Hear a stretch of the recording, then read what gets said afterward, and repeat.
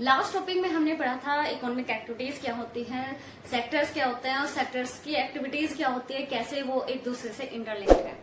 Now we are going to study comparing the three sectors. अब इन sectors को compare कैसे करना है इस टॉपिक में हम वो स्टडी करेंगे। अब क्वेश्चन आता है थ्री सेक्टर्स थ्री हैं, large number of goods and services. अब पूरी कंट्री में इतने तीन सेक्टर हैं और तीनों सेक्टर में इतनी सारी सर्विसेज दी जाती है, इतने सारे लोग इन्वॉल्व हैं और इतने सारे प्रोडक्शन होता है, ह्यूज एम्प्लॉयमेंट, पूरी ही कंट्री इन्वॉल्व है। How all this is to be counted? इतना बड़ा टास्क कि इतनी पूरी पॉपुलेशन हमारे कंट्री की इन्वॉल्व है और पूरी पॉपुलेशन में सर्विस कितनी दी जा रही है, प्रोडक्शन कितना हो रहा है, this is a very huge task, ये बहुत बड़ा टास्क है। अब क्वेश्चन आता है कि इनको कंपेयर कैसे किया। हमने ये तो देख लिया इजीली कि इस एक्टिविटी में ये होता है, ये एक्टिविटी प्राइमरी के अंदर आती है, सेकेंडरी के अंदर आती है, टर्शियरी के अंदर आती है। बट अब ये देखना कि इनको कंपेयर कैसे किया जाए कि कौन सा सेक्टर ग्रो कर रहा है, कौन सा सेक्टर किस लेवल से ग्रो कर रहा है, कौन से सेक्टर में थोड़ा कम इन्वॉल्वमेंट है, कौन से सेक्टर में ज्यादा इन्वॉल्वमेंट है। अब कैसे कंपेयर किया जाए? How all this is to be counted? Value of final goods are counted, not numbers. तो कोई चीज प्रोडक्शन है, सपोज बिस्किट है, बिस्किट का जो फाइनल रेट है वो काउंट होता है, उसके बनने के प्रोसेस में जो रेट्स थे, प्राइजेस थे, वो काउंट नहीं होते। How are they counted and compared? अब ये देखा जाता है कि वो कैसे कंपेयर्ड होते हैं।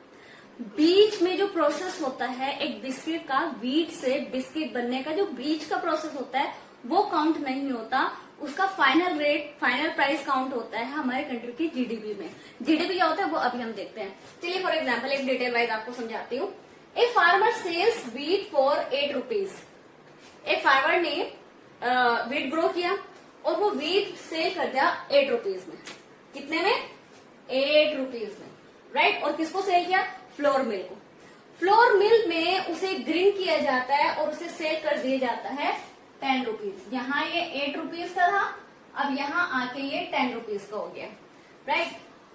अब वो किसको सेल कर देते हैं? उसको पीस कर सेल कर दिया जाता है 10 रुपीज का बेकर को, राइट। फार्मर ने फ्लोर मिल में भेजा, फ्लोर मिल ने उसे 10 रुपए का बेकर को दे दिया। अब बेकर ने उसे कन्वर्ट कर दिया किस में? ब्रेड ने। बेकर ने उसका ब्रेड बना दिया, बेकर ने उसका ब्रेड बना दिया और 10 रुपए से वो बन गया 20 रुपए का। गेहूं आया 8 रुपए का, 8 रुपीज का, उसे उसकी पिसाई के बाद वो 10 रुपीज का हो गया।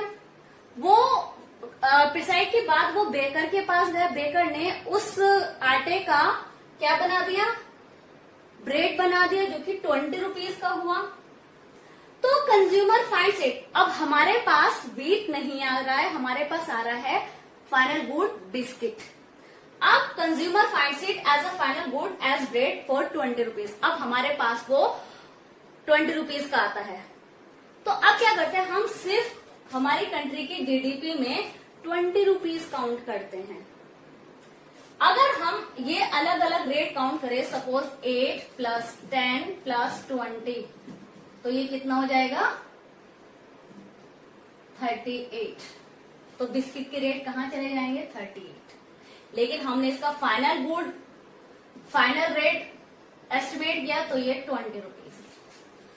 तो एक चीज का, वीट से बिस्किट का, बिस्किट बनने के बीच में जो रेट्स होते हैं, प्राइसेस होते हैं, वो काउंट नहीं होता है। फाइनल जो रेट होता है वो काउंट होता है। क्यों? क्योंकि उसमें 8 रुपीज भी इंक्लूड हो गए, 10 रुपीज इसने 8 रुपीज का दिया, यहाँ वो 10 रुपीज, इसमें उसने 2 रुपीज कमाए, वो भी काउंट हो गए। इसने बेकर ने उसका ब्रेड बनाया, उसने 10 रुपीज एड किए, वो 10 रुपीज भी काउंट हो गए। तो कुल मिला के इसका जो बेनिफिट था वो 2 रुपीज का था, इसका बेनिफिट 2 रुपीज का था और इसका बेनिफिट 10 रुपीज का था, और कुल मिला के हमारे पास 20 रुपीज आ गए। तो 20 रुपीज हमारे जीडीपी में काउंट होता है। And GDP is what? GDP is the gross domestic product. हमारी कंट्री में जितने सारे प्रोडक्ट बनते हैं वो सारे जीडीपी में आते हैं। GDP is what? GDP is the gross domestic product. अब बिस्किट्स की काउंटिंग होगी, इनके बीच में जो प्रोसेस हुआ उसकी काउंटिंग नहीं होगी। अब GDP the sum total of all the final goods and services produce in all the sector, जितने सारे सेक्टर में जितनी सारी सामान बनता है उसका फाइनल रेट काउंट होता है, बीच का रेट, बीच के प्राइस काउंट नहीं होते हैं, राइट। और ये जीडीपी निकालता कौन है? It is undertaken by central government. ये सेंट्रल गवर्नमेंट जीडीपी एस्टिमेट करती है with the help of head of union territories and states. States के जो स्टेट्स और यूनियन टेरिटरीज की हेल्प से सेंट्रल गवर्नमेंट इसको एस्टिमेट करती है, right. Collective information estimate GDP, central government state government और यूनियन टेरिटरीज की गवर्नमेंट से बोल देती है स्टेट और टेरिटरी की फाइनल गुड की जीडीपी बताइए। तो पूरे कंट्री की यूनियन टेरिटरीज और स्टेट्स की जीडीपी काउंट इकट्ठी होती है, कलेक्ट होती है, और वो कलेक्ट होने के बाद फिर काउंट होती है, एक ओवरऑल काउंट होती है जो कि हमारे देश की जीडीपी कहलाती है। We can have the example of your class. चलिए आपके क्लास का ही एग्जांपल लेते हैं कि आपकी क्लास 10th क्लास, आपके स्कूल में 10th क्लास के 5 सेक्शंस हैं।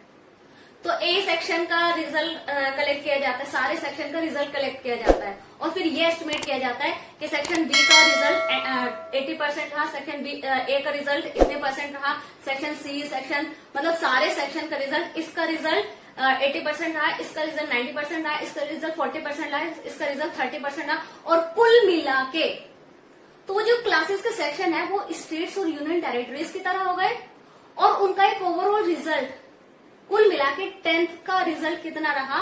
85% रहा। तो इसमें कुल मिला के पूरे स्टेट्स और यूनियन टेरिटरीज का रिजल्ट कितना रहा? जीडीपी कितनी रही? 80% रही, या 90% रही, या 70% रही। इस तरह काउंट होते हैं हमारी कंट्री की जीडीपी। जैसे आपके 10th के सारे सेक्शन मिलके एक रिजल्ट तैयार करता है कि इतना 80% रिजल्ट है, 85% मिलता है, तो इसी तरह सारी स्टेट्स और सारी यूनियन टेरिटरीज मिलकर कंट्री की जीडीपी तैयार करती है कि सेकेंडरी सेक्टर में इतनी जीडीपी है, प्राइमरी सेक्टर में इतनी है, और टर्शियरी सेक्टर में इतनी जीडीपी है, राइट। Got it. तो चलिए लिखिए आपके सेक्शन की परसेंटेज कितनी रहती है, कमेंट सेक्शन में मुझे लिखकर जरूर बताना।